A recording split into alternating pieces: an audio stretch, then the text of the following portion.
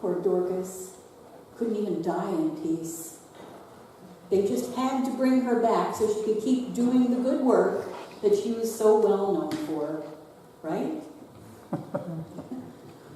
Seriously, the power of women and women's work to change the world is unparalleled and undeniable. Peter recognized that because in her own small way, Dorcas was changing the world around her, she cared for the widows and had no one else, no husband, no son, no community or church safety net to help them. All these women had was Dorcas. God also recognized that, for God gave Peter the power to bring her back to continue her good work and to teach others what it means to be a Christian woman. Now, I was really tempted to use a picture of women working in a sweatshop to go with my title. But you know, that's not really what this is about. It's not about labor or equal pay for equal work or husbands doing their share of the housework and child care or human trafficking or any of those other modern issues that concern us. This is about doing for others out of love. This is about a servant of the Lord being so greatly loved that no one could bear to lose her. This is about the power of prayer, so that God's work in the world may go forward unimpeded. Now, in the Christian Church, Disciples of Christ, many important movements have been started by women praying. The National Benevolent Association began when Sarah Matilda Hart Youngkin gathered a group of 6 women together to pray for the plight of the homeless and helpless. Now, congregations had their widows' mite and their Dorcas societies to help the needy in their own cities. But these 6 women recognized that a national, denominational organization was needed. There was no such thing in the U.S. anywhere at that time, but they were nothing if not determined. In 1874, they collected $86.76 to begin their work building such an organization. They started small, helping one needy person at a time, then building an orphan's home, and then building up from there. It would be 12 years before the National Convention of the Christian Church would recognize the organization as an official agency of the church. They then appointed a male president, and there was always a male president from then until Cindy Doherty. But today, the NBA is an expansive network of direct service providers and residential facilities, retirement communities, homes for people with special needs. If you want to know more, I have a book, and they have a website.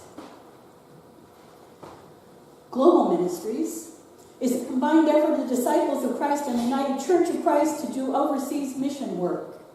It also began with one woman's prayer. During her prayer time in April of 1874, Carolyn Neville Perry was convicted of the call to initiate a women's organization. So she gathered a group of women to address the mission and ministry that was then lacking in the church, forming the Christian Women's Board of Mission to serve both home and foreign missions. In the first few years, they sent missionaries to Jamaica, France, and India, as well as a mission for former slaves in Mississippi. The Christian Women's Board of Missions quickly replaced the floundering men's missionary societies and grew until it replaced the men's mission organizations altogether and also became an official agency of the Christian Church, Disciples of Christ. And if you want to know more, I have a book. I have 2 books. The other one's way bigger than this. And they have a website. The Christian Women's Fellowship grew directly out of the mission board and thus celebrates its 145th birthday this year. Celebrate, ladies. You are 145. So, John. John. Every congregation had some women's society or other, but there was no national organization, nothing to tie all those separate groups together. So in 1947, a plan to do that very thing was forming. And in 1949, an organizational meeting of the Christian Women's Fellowship was held in Indiana. to work toward a more effective organization of women with 3 emphases: worship, study, and service. All women of the church are to be considered members of this organization, and still are. So if you are female, you are part of the Christian Women's Fellowship, whether you want to be or not. Although the name has changed from Christian Women's Fellowship to Disciples Women nationally and internationally, many local congregations still know themselves as CWF because, that's what they've been for, a long time. Gatherings of Disciples Women have never changed their focus, though. Their focus is still on worship and study and service, both in the local congregation and regional and larger gatherings. And you guessed it, if you want to know more, I have a book. And they have a website. And for anybody who loves history as much as I do, there's this other book. Because you might wonder about the role of women in the Christian Church Disciples of Christ. And this one was written and edited by women in 1999. It includes Cindy Doherty and other people who are contemporary, but also, like Clara Hale Babcock, who was ordained as a minister in 1872 so that she could get free train rides. It's true. The Christian Church Disciples of Christ ordained her because she was an evangelist, and evangelists got free train rides if they were ordained. So, to save the money, she traveled around the country. They ordained her. And that was for an extremely conservative denomination at the time. Now, Dorcas was devoted to good works and acts of charity. So it should come as no surprise that prior to the founding of the NBA, so many congregations had something called a Dorcas Society to help the needy. Through all of the years when so many churches did not allow women to hold positions of leadership or authority, women were nonetheless leading the church's efforts to care for the hungry and the homeless, for widows and orphans, the elderly, and those who needed to hear the good news of Jesus Christ. They were following where Dorcas led. It's no wonder that Peter was led to revive her, to bring her back so her work could continue. Make no mistake, a woman's work is never done. And I don't mean in that work all day and come home to cook and clean sense either. I mean the work of compassion, the work of caring, the work of teaching gentleness and love to the next generation. Yes, men teach those things too. But in our present society, and speaking in very general terms, women typically are the ones who teach children in their earliest years about playing well with others, sharing toys with their siblings, saying please and thank you. Sadly, we seem to be seeing decline in these teachings.